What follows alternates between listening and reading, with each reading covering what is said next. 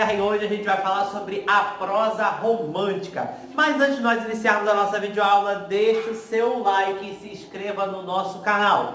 Bem, gente, o romantismo, ele traz com ele a ideia da idealização. Antes de nós começarmos a falar de marco inicial, eu vou falar um pouquinho das características gerais as características gerais do romantismo, tanto da poesia quanto da prosa, elas vão acontecer de forma igual. Então o romantismo ele vai ter a questão da idealização, que é você pensar no ideal, né? É meio para você escapar da sua realidade, então você idealiza. Então você tem aquele relacionamento perfeito, aquele casal de comercial de margarina, né? Todo mundo acorda feliz, sorridente, let it go. Pensa nas princesas da Disney, né? A Cinderela, que é tão feliz. A madrasta tá lá rasgando a roupa dela e as filhas tá, oh, me deixe, não me rasgue. Ela poderia varar a mão na cara, mas ela é boazinha. Ela não faz essas coisas. Então, o personagem idealizado é assim. Quem é bom a história toda. Chega a ser retardado de tão bom. E quem é mal a história inteira. Chega a ser retardado de mal. Então a prosa romântica ela vai ter essa visão idealizada, a visão do final feliz, a visão do amor puro, a visão, né, que as pessoas, que o mocinho não tem defeitos, ele só vai ter qualidades. Essa visão é o romantismo que vai trazer, tá? Eu sempre digo para os meus alunos que o romantismo ele não acabou. Nós sempre recorremos ao romantismo quando estamos querendo um final feliz, quando estamos em busca do final feliz, quando a gente gosta de ver o vilão se dando mal e o mocinho triunfando. Eu até falo também da questão da novela das 6, né? A novela das 8, das 10, 9 não, mas a novela das 6, ela é uma novela que os personagens são mais idealizados, né? Você tem a mocinha sendo boazinha a história toda, o vilão querendo ser sempre o mal. Então, essa questão idealizada. A gente tem dentro disso um nacionalismo muito grande. Lembra que a independência do Brasil, ela traz essa visão nacionalista. Então, vamos valorizar a pátria, vamos valorizar o nosso povo. Não sei se você lembra que a primeira geração do romantismo é chamada de geração indianista, porque o índio foi escolhido como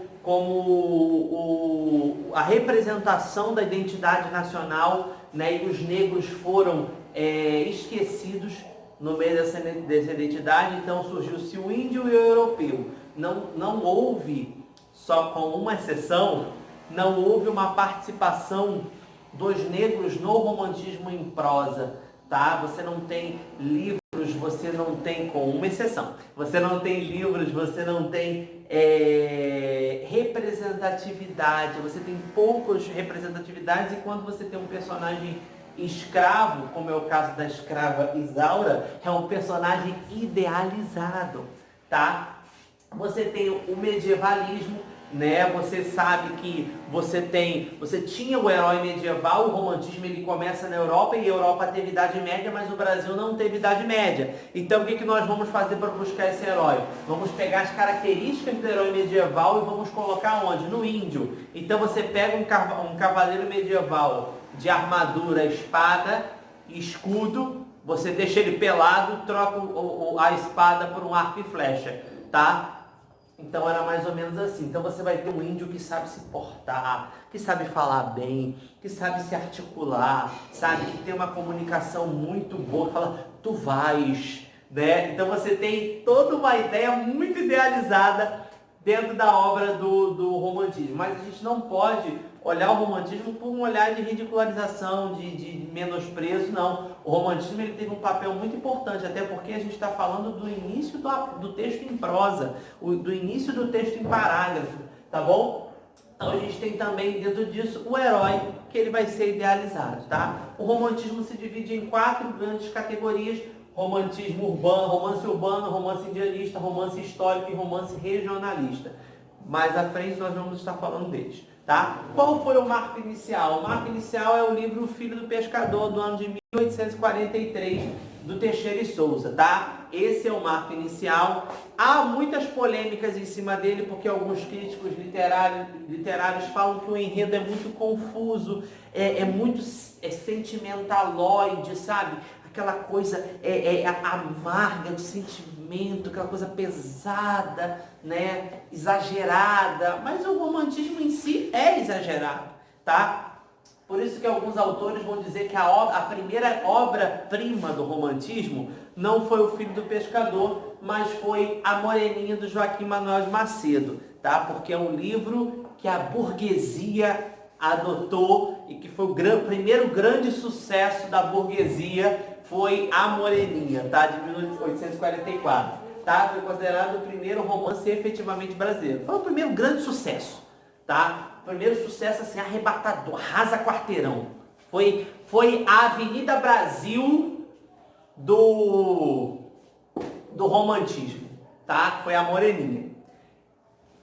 Dentro disso é interessante a gente falar do romance de folhetim, tá? Todas essas histórias, elas eram publicadas em folhetim. O que é o folhetim? Cada capítulo, cada exemplar do jornal, ou semanalmente, você vinha um capítulo da obra, tá? E aquele capítulo te dava vontade de ler outro capítulo. Por exemplo, o José de Alencar, no Guarani, ele consegue terminar cada capítulo, ou a maioria dos capítulos, bem no clímax, no ponto culminante. Por quê? Para fazer com que você tenha vontade de assistir outro. Por isso que eu falo que o folhetim, né? O folhetim foi o pai da radionovela, da fotonovela. A fotonovela gerou a radionovela gerou a telenovela e a telenovela gerou a série.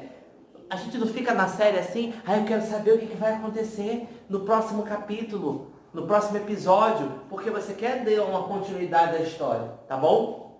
Para nós continuarmos, eu preciso abrir esse parêntese e falar de uma autora, mulher, que está sendo acrescentada, né, que foi durante muito tempo esquecida do cânone literário, né? Muitas pessoas não deram a importância que ela merecia, muitas pessoas não deram o real sentido para que a obra dela pertencesse, até por questões preconceituosas. Primeiro, porque ela era mulher; segundo, porque ela era negra, tá? Filha de escrava.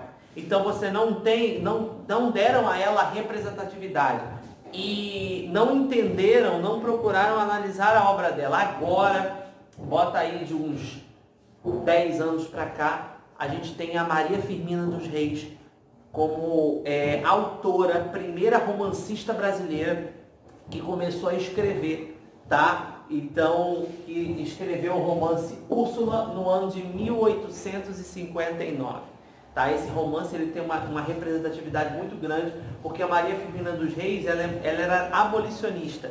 Então, ela dá ao negro a identidade que ele não teve nos outros romances românticos.